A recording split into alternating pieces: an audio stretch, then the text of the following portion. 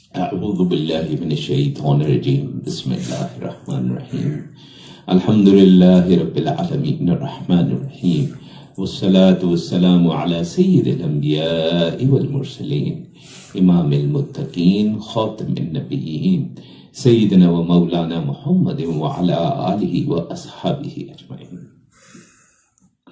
الحمدللہ یہ بڑی سعادت کی بات ہے کہ اللہ تبارک و تعالی ہر مہینے ہمیں یہ عزم توفیق بخشتا ہے کہ ہم رانا صاحب کے پاس حاضر ہوتے ہیں اور کچھ اللہ کا ذکر، کچھ اللہ کے نبی صلی اللہ علیہ وسلم کا ذکر ہو جاتا ہے۔ اس سے بات تو تھوڑی دنیاوی نقطہ نظر سے ہے، لیکن وہ ہماری روحانی بیٹریاں چارج ہو جاتی ہیں اور ہفتہ دو ہفتے کے لیے جو ہے وہ ہمیں خوراک حاصل ہو جاتی ہے۔ یہ بھی اللہ کا بڑا خاص کرم ہے۔ معذرت، تھوڑا سا طبیعت کی خرابی کی وجہ سے ہلکی پھلکی آپ کو کھانسی ہماری برداشت کرنی پڑے گی گفتگو کے دوران۔ سیدنا عبداللہ انصاری الحروی رحمت اللہ علیہ ایک بہت بڑے مفسر، بہت بڑے محدث، بہت بڑے محقق اور اللہ کے ولی گزرے ہیں ماشاءاللہ۔ انہوں نے تزکیہ کے موضوع پر ایک کتاب عربی میں لکھی تھی، منازل السائرین، اور اسی مضمون پہ انہوں نے فارسی میں کتاب لکھی تھی، صد میدان۔ یہ تزکیہ پہ جو کتاب ہے اس کو آپ تصوف، جس کو ہمارے یہاں تو لفظ تصوف اب ختم ہو گیا، لوگوں کو پتہ بھی نہیں ہے، پیری مریدی سمجھ لیجیے آپ۔ تو علم تصوف کی اولین کتابوں میں سے یہ ایک کتاب ہے اور ایک خزانہ ہے یہ۔ اور افسوس اور دکھ کی بات یہ ہے کہ ہمارے ہاں ہم لوگوں نے جو اصل خزانے تھے ان کے ترجمے نہیں کیے، مگر ہم نے الٹی سیدھی چیزوں کے خوب ترجمے کیے اور ان کو عوام میں پھیلایا۔ یہ بڑے افسوس کا مقام ہے۔ آپ نے اپنی کتاب کو 8 باب نہیں 10 باب میں باندھا ہے، اور ہر باب کے اندر آپ نے پھر 10 منازل بیان کی ہے۔ منازل السائرین یعنی سیر کرنے والے کی منزلیں۔ اور یہ سیر کرنے والا کون ہے؟ یہ سیر کرنے والا وہ شخص ہے جو اللہ کے راستے پر چل رہا ہے۔ آپ کہتے ہیں جو پہلی منزل ہے، پہلی منزل وہ ہے بیداری۔ اب بیداری کا مطلب کیا ہے؟ حقیقت یہ ہے کہ ہم میں سے اکثریت جو ہے وہ بیدار نہیں ہے۔ ہم میں سے اکثریت جو ہے وہ غفلت میں پڑی ہوئی ہے، اور ہمیں یہ احساس نہیں ہے کہ ہم کتنے خسارے میں ہیں۔ ہم قرآن مجید میں خسارے کی بات پڑھتے ضرور ہیں کہ بے شک جو انسان ہے وہ خسارے میں ہے، لیکن ہم صرف پڑھتے ہیں، ہم سمجھتے نہیں ہیں کہ ہم کتنے بڑے خسارے میں ہیں اور اس خسارے کی پہچان کیا ہے۔ تو شیخ رحمت اللہ علیہ یہ بھی فرماتے ہیں کہ جس کو بیداری حاصل ہو جاتی ہے وہ فوراً کھڑا ہو جاتا ہے، کھڑا ہو جاتا ہے قیام میں۔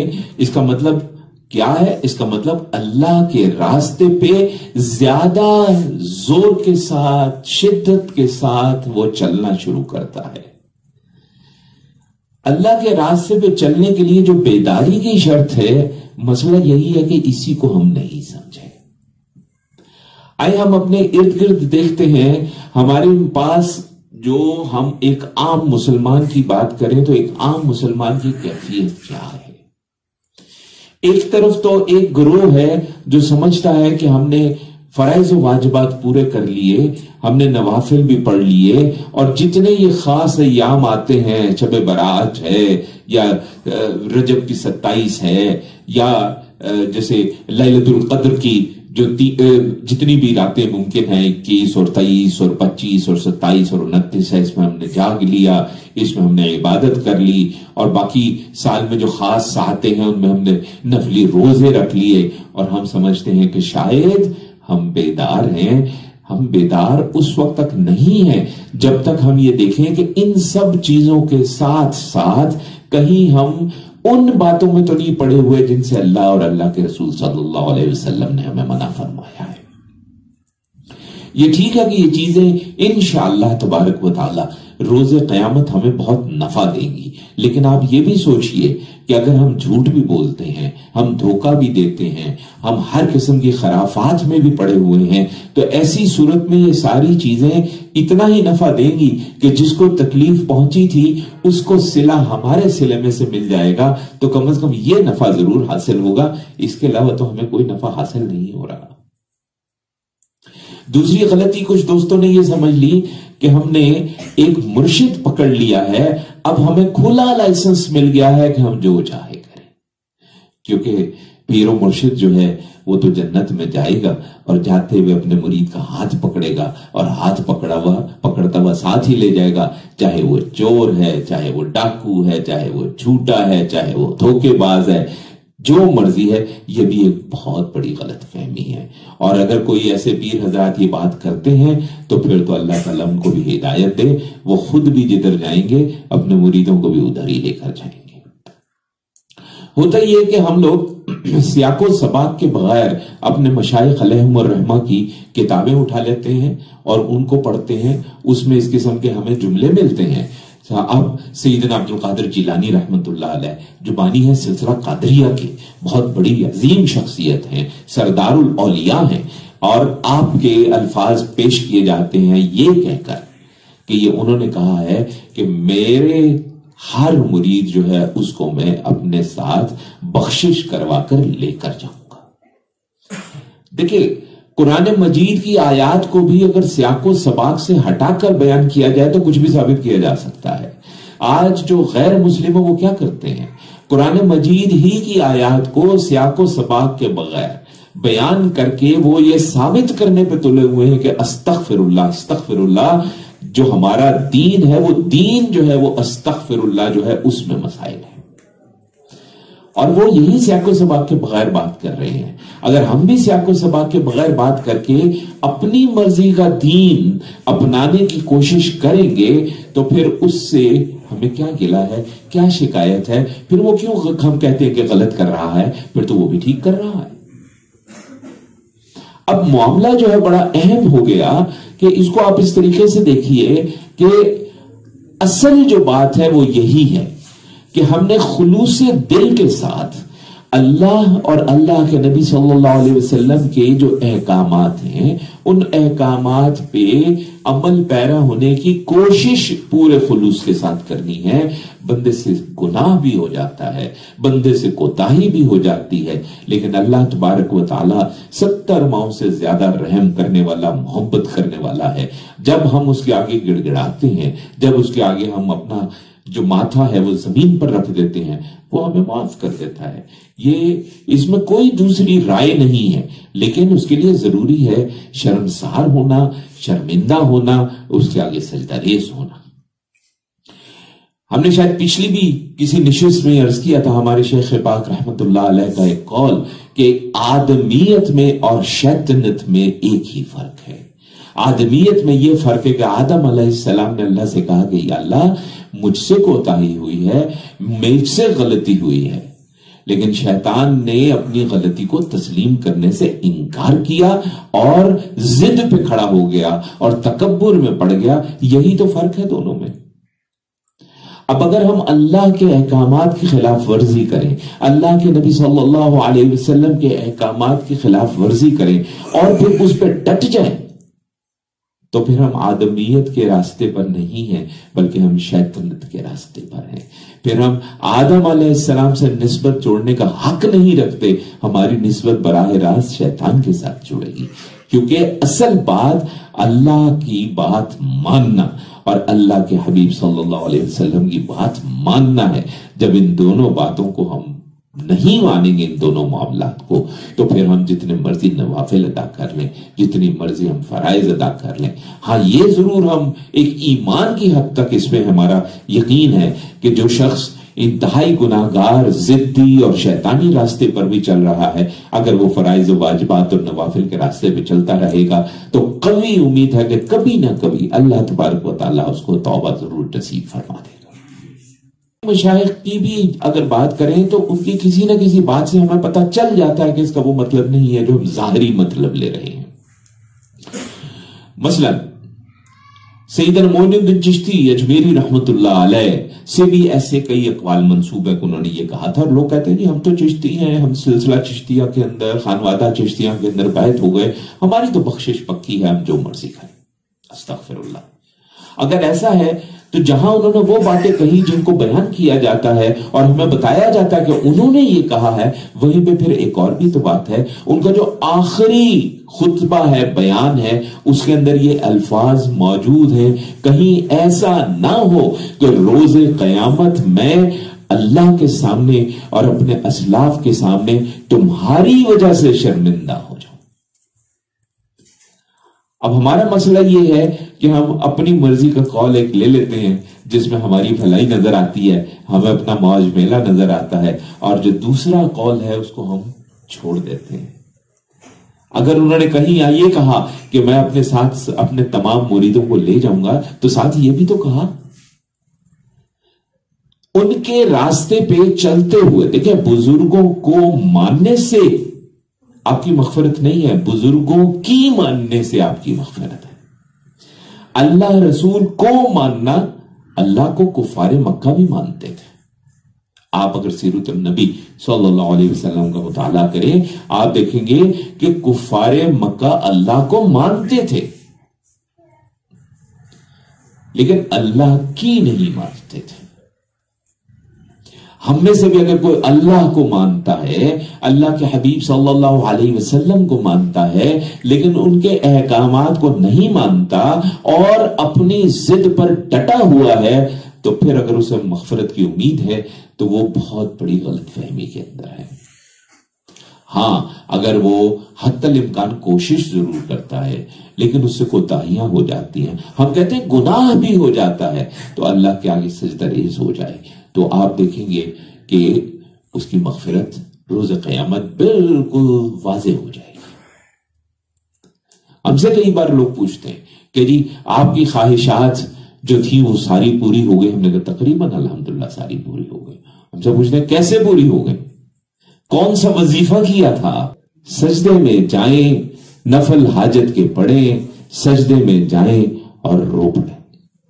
ये हो नहीं सकता कि अल्लाह आपकी बात जो है उसको रद्द कर दे। हां, कभी कभी ये जरूर होता है कि जो हम चाहते हैं वो हमारे हक में अच्छा नहीं होता, अल्लाह हमें उससे बेहतर से नवाज देता है। अब ये इंसान है जिसको ये बात समझ में नहीं आती है। हमारे पास एक दफा एक साहब तशरीफ लाए, बड़ा अरसा हमारे साथ उन्होंने वक्त गुजारा, आखिर में वो हमें छोड़ के किसी और के पास चले गए। हमें कोई एतराज नहीं है, अगर उन्हें लगा कि वो बेहतर है तो उधर चले गए, ठीक है। लेकिन हुआ क्या, उनके मसाइल जो थे, अल्लाह का करना यह हुआ कि कोई 90-95% मसाइल अल्लाह ने उनके जो है वो दुरुस्त फरमा दी। अब न जाने क्या उनके दिल और दिमाग में बात आई कि वो 90-95 जो दुरुस्त हो गए उस पे उन्होंने नजर नहीं डाली, वो जो 5% दुरुस्त नहीं हुए उस पे उन्होंने नजर डाली कि नहीं जी मेरा तो मसला ही हल नहीं हो रहा। और ये बड़ा वाज़े तौर पे, ये जो हमारे यहाँ कुछ कहावतें मशहूर हैं, इन कहावतों का ताल्लुक कहीं ना कहीं किसी अल्लाह के वली के कौल से या किसी सहाबी के कौल से या कुछ मामलात में बराह रास्त रसूलुल्लाह सल्लल्लाहु अलैहि वसल्लम के कौल से जाके जुड़ता है। वो जो कहा जाता है अपने से नीचे देखो, अपने से ऊपर ना देखो, क्योंकि जब आप अपने से नीचे देखते हैं तो आपको नजर आता है कि कितना बंदा है जो हमसे भी ज्यादा बुरे हालों में है। तब अल्लाह ताला का शुक्र अदा करता है कि या अल्लाह, अल्लाह का शुक्र, तेरा शुक्र कि तूने हमें इनसे बहुत बेहतर बनाया। इस शुक्रगुजारी में जब फिर वो ऊपर देखता है, देखिए शुक्रगुजारी के बगैर जब देखता है तो वो फिर गुमराही में चला जाता है। जब शुक्रगुजारी के साथ ऊपर देखता है तो वो कहता है माशाअल्लाह माशाअल्लाह कि कहां पर लोग पहुंच गए हैं, और फिर वो रश्क करता है। देखिए, एक हसद होता है, एक रश्क होता है, फिर वो रश्क करता है कि या अल्लाह माशाअल्लाह तूने इसको कहां पहुंचाया है, या अल्लाह हमें भी यहां पे पहुंचा दे। लेकिन जब वो शुक्रगुजारी पे पड़े बगैर ऊपर देखता है तो फिर वो हसद में जाता है, इसके पास ये क्यों है। हालांकि कई बार उसके पीछे बहुत बड़ी वजह होती है जो उस वक्त सामने नहीं आती। हम آپ کو ایک اپنا ذاتی قصہ عرض کرتے ہیں کہ ایک بار ہم ایک جگہ ملازمت کر رہے تھے. وہاں پہ ایک صاحب تھے جن کے رویے سے اور ان کے انداز سے بہت خلقت پریشان تھی اور ہم خود بھی پریشان تھے. لا حول ولا قوت الا باللہ. بہت عرصہ بعد جب ہم نے وہاں سے ملازمت چھوڑ دی، ایک اور جگہ چلے گئے، پھر ہمیں پتا چلا کہ وہ حیرانی اس بات پہ تھی کہ وہ صاحب مسلسل ترقی کر رہے تھے. بہت سالوں بعد ہمیں پتا چلا کہ معاملہ یہ ہے کہ ان کے والد صاحب نے 2 شادیاں کی تھیں اور وہ 18 بہن بھائی ہیں ماشاءاللہ، اور 18 میں سے واحد صاحب ہیں جو پڑھے لکھے ہیں اور یہاں تک پہنچے ہیں، اور وہ 18 خاندان پال رہے ہیں.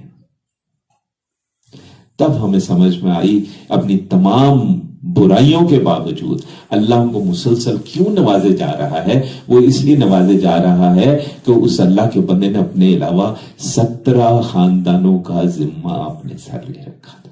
اللہ اکبر.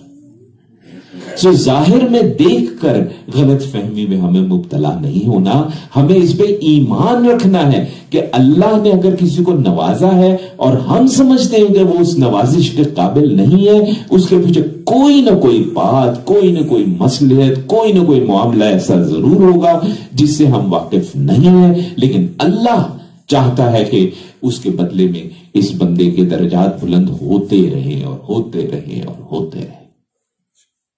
آپ سوچیں کہ اگر 17 خاندانوں کے لوگوں کے ہاتھ دعا کے لیے اس کے حق میں مسلسل اٹھتے ہوں گے اور ہر ماہ جب ان کے گھر پہ وہ راشن پہنچاتا ہوگا تو جب شکر گزاری سے آنکھیں بھیگی ہوئی آسمان کو تکتی ہوں گی تو کیا اللہ اس کو نوازے گا نہیں؟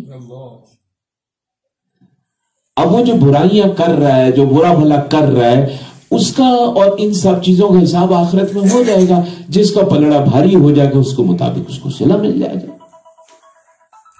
اور اللہ تبارک و تعالیٰ کا جو نظام عدل ہے اس پہ ہمیں ایمان ہونا چاہیے.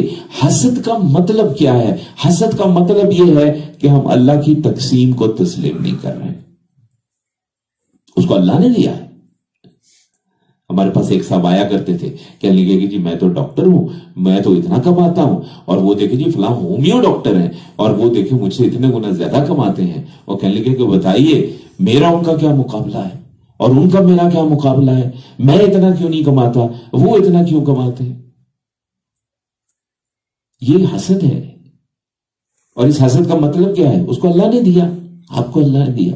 آپ کو اللہ کم دے رہا ہے تو کیوں دے رہا ہے؟ آپ کو تو یہ سوچنا چاہیے کہ کیوں کم دے رہا ہے. اس کو اللہ زیادہ دے رہا ہے تو آپ کو یہ سوچنا چاہیے اس کو اللہ زیادہ دے رہا ہے تو کوئی نہ کوئی تو بات ہوگی. اسی لیے یہ جو مسئلہ یہ ہے کہ ہمارے یہاں کچھ لوگوں نے ابھی یہ بڑا ہمیں دکھ ہوا کل ہی، اس نے بڑا اچھا لکھا ہے، کیا نام ہے، قدرت اللہ شہاب نے. اس نے بڑی خوبصورت بات کی. وہ کہتا ہے کہ ہم لوگوں کو وظیفچی بنا دیا گیا ہے.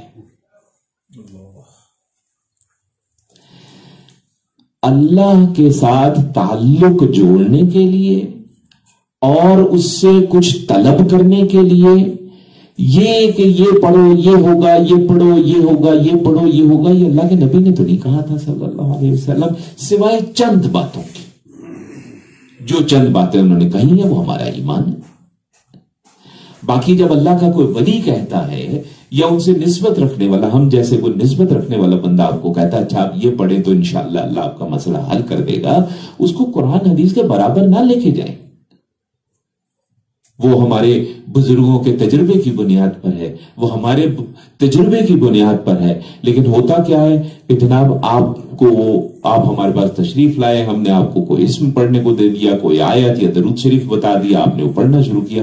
اللہ نے آپ کا پڑھنا قبول کر لیا. دیکھیں دونوں باتیں وہ بڑا فرق ہے. اللہ نے آپ کا پڑھنا قبول کر لیا، اللہ نے آپ کو نواز دیا. آپ نے کہا جناب وہ تو ہم ان کے پاس گئے تھے، انہوں نے یہ دیا، دیکھیں جی کیا کمال ہو گیا. لیکن بات یہاں نہیں نہ ختم ہوتی. پھر آپ کیا کرتے ہیں؟ پھر وہ چیز بانٹنا شروع کر دیتا ہے. میں گیا تھا، انہوں نے مجھے یہ دیا، میرا کام ہو گیا، تم بھی پڑھ لو. وہ آگے دے دیتا ہے، وہ آگے دے دیتا ہے. اور اب مسئلہ کیا ہو گیا، ہمارے پاس وظیفوں کی کتابیں آ گئی ہیں اور لکھنے والا پہلے صفحے پہ لکھتا ہے میں اذن عام دیتا ہوں جو بھی اس کتاب کو پڑھو اس کو یہ وظیفے کرنے کی اجازت ہے۔ استغفر اللہ، ہم نام نہیں لیں گے، کئی ایسے لوگوں کے بارے میں ہم خود واقف ہیں کہ وہ صاحب فلاں کے پاس اٹھتے بیٹھتے تھے، سارا دن ان کے قدموں میں بیٹھے رہتے کہ کہیں ایک چیز پتہ چل جائے، وہ پتہ چل جاتی تھی، نوٹ کر لیتے تھے، وہ آج ان کتابوں میں چھاپ کے تو پیسے کما رہے ہیں۔ اور عوام بیچاروں کو اللہ سے دور کر دیا ہے، قرآن سے دور کر دیا ہے، حدیث سے دور کر دیا ہے، بزرگوں کے اعمال سے دور کر دیا ہے اور وظیفچی بنا دیا ہے۔ اور وظیفچی بھی اگر ہم نے بننا ہے تو اس میں بھی ایک نکتہ ہے، دیکھیں گاڑی جب آپ کے پاس ہے تو اس کو چلانے کے لیے پیٹرول بھی چاہیے۔ وظیفہ آپ کو کرنا ہے، وظیفہ کریں لیکن دو کام کریں۔ ایک وظیفہ کسی صاحب اجازت سے لے، یہ کتاب سے پڑھ کے، کسی دوست سے پڑھ کے، کوئی سہیلی ہے، کوئی دوست ہے، کوئی شاگرد ہے، کوئی استاد ہے، اس کی بات سے نہ لے، کسی صاحب اجازت سے طلب کریں، پہلی بات۔ دوسری بات، گاڑی میں پیٹرول ضروری ہے، گاڑی کھڑی رہے گی، وظیفہ پڑھنے کے لیے بھی ایک پیٹرول ہے جو بہت ضروری ہے، اور وہ ہے فرائض اور واجبات۔ نماز آپ نہ پڑھیں باقاعدگی سے اور کہیں میں وظیفے کرتا رہوں میرے کام ہوتے رہیں، حضرت ایسا ہوتا نہیں ہے۔ کسی ایک دن کو اللہ تعالیٰ نواز بھی دیتا، پھر اس کے پیچھے بھی کوئی وجہ ہوتی ہے جس سے ہم واقفی ہماری نہیں ہے، ہمیں نہیں پتا اس کی مصلحت کیا ہے، یہ رب جانے، رب کے کام جانے، ہم نہیں جانتے۔ تو یہ بہت ضروری ہے کہ ہمیں اندازہ کو ہو کہ یہ سارے معاملات جو ہم نے ابھی عرض کیے یہ سب خسارے والے معاملات ہیں، یہ اللہ کے راستے والے معاملات نہیں ہیں۔ اور اگر آپ کو باقاعدہ وظیفہ کرنا ہے تو آپ کو دو وظیفے ہم بتا دیتے ہیں، ان میں سے ایک وظیفہ تو نبی کریم صلی اللہ علیہ وسلم کی اپنی زبان مبارک سے نکلا ہے کہ صحابی نے کہا کہ میں کتنا درود شریف پڑھا کروں، کیا میں چوتھا حصہ کر لوں؟ حضرت صلی اللہ علیہ وسلم نے فرمایا ہاں ٹھیک ہے مگر بڑھا دو تو بہت اچھا ہے۔ اچھا میں آدھا حصہ کر دوں؟ ٹھیک ہے مگر بڑھا دو تو بہت اچھا ہے۔ میں 3 حصے کر دوں؟ ہاں ٹھیک ہے بڑھا دو تو بہت اچھا ہے۔ ان کا بس ٹھیک ہے، میں صرف درود شریف پڑھوں گا اور کچھ نہیں کروں گا۔ جواب سنیے اللہ کے حبیب صلی اللہ علیہ وسلم کا، تیری دنیا بھی سنور جائے گی، تیری آخرت بھی سنور جائے گی۔ یہ وہ وظیفہ ہے جو اللہ کے نبی صلی اللہ علیہ وسلم کی اپنی زبان مبارک سے ہے۔ یہ ہمارے مشائخ کا نہیں ہے، اور ہمارے مشائخ اور ہم جو مشائخ کی نسبت پر ناز کرنے والے لوگ ہیں، ہم سب اس ہستی کی پاؤں کی دھول کے برابر نہیں ہے، کیونکہ ہمیں جو کچھ ملا وہ اس ہستی سے ملا جس کے زبان مبارک سے یہ بات نکلی ہے۔ فرائض و واجبات کا خیال رکھیں، قرآن مجید اللہ کا کلام ہے، اس کو اس کا حق دینے کی کوشش کریں، اور جو مسنون اذکار ہیں وہ کریں، اور درود شریف پکڑ لیں بس۔ اور سب سے آخر میں ہم آپ کو اپنے صاحبزادے کا قصہ سناتے ہیں۔ ابھی حال ہی میں درود شریف یونیورسٹی میں یہ ایگزام پیپر ہو رہا تھا اور یہ انویجیلیشن پہ تھے اور درود شریف پڑھ رہے تھے الحمدللہ۔ وہاں پہ ایک طالب علم پر کچھ مسائل تھے اور یہ اونچا نہیں پڑھ رہے تھے، یہ خاموشی سے دل میں پڑھ رہے تھے۔ تو تھوڑی دیر بعد اس طالب علم نے چیخنا شروع کر دیا، یہ جو پڑھ رہے ہیں خدا کے لیے نکو کے بند کر دیں۔ درود شریف ایک ایسی چیز ہے کہ اس کے آگے جنات نہیں ٹھہر سکتے۔ ہمارے ایک دوست لاہور میں ایک دفعہ انہوں نے ہمیں ایک قصہ سنایا، اور ہم ان کے لیے دعا گو ہیں اللہ ان کو بہت اجر دے، کیونکہ ان کے اس قصے کے بعد سے ہمارا رجحان اس طرف بڑھ گیا، اور آج اللہ نے الحمدللہ یہ نعمت عظمیٰ سے ہمیں نواز دیا کہ ہم ہر مہینے آپ کے پاس آ کے مختصر سے گفتگو کر دیتے ہیں۔ وہ کہنے لگے کہ جی ایک صاحب کا پتہ چلا کہ ان کے پاس جنات ہیں اور وہ لوگوں کے کام کروا دیتے ہیں، تو ہم بھی ان کے پاس چلے گئے اور ہم نے کہا کہ جناب ہمارے بھی کچھ مسائل ہیں وہ حل کیجئے. تو وہ وہاں پہ بیٹھے رہے بڑی دیر، لیکن جن کوئی حاضر نہیں ہوا. تو کہتے ہم اٹھ کے آ گئے، تو جیسے ہی ہم باہر نکلے ان کا ٹیلی فون آ گیا.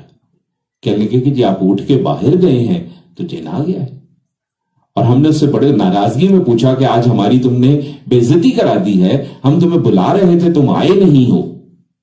تو کہنے لگا جناب وہ اس میں فلاں جو صاحب تھے نا وہ درود شریف بیٹھے پڑھ رہے تھے، ان کے درود پڑھنے کے دوران میری تو حاضری ممکن ہی نہیں. بڑے سے بڑا دنیا کا مسئلہ ہو، بڑا سے بڑا ذہنی مسئلہ ہو، بڑے سے بڑا جسمانی مسئلہ ہو، بڑے سے بڑا روحانی مسئلہ ہو، نسخہ کیمیا ایک، اللہ کے نبی صلی اللہ علیہ وسلم آپ کے درود شریف کو پکڑ لیں. آپ چلتے پھرتے اٹھتے بیٹھتے، اگر وضو نہیں ہے تو ہونٹ اور زبان ہلائے بغیر دل میں پڑھ سکتے ہیں. یہ غلط فہمی نہ ہو کہ ہم نہیں پڑھ سکتے. پڑھیں، ہر وقت پڑھیں. انشاءاللہ آپ دیکھیں گے کہ آپ کے ساری دنیا کے بھی کام آہستہ آہستہ سنورنے لگ جائیں گے. اللہ تعالی ہم سب پہ رحم فرمائے اور یہ جو بیداری ہے یہ نصیب فرمائے اور ہمیں اصل بات کا پتہ چلے کہ ہم بیدار ہو گئے ہیں یا نہیں ہوئے ہیں. وصلی اللہ علی خیر خلقہ سیدنا و مولانا محمد وعلی آلہ و اصحابہ اجمعین برحمتک یا ارحم الراحمین.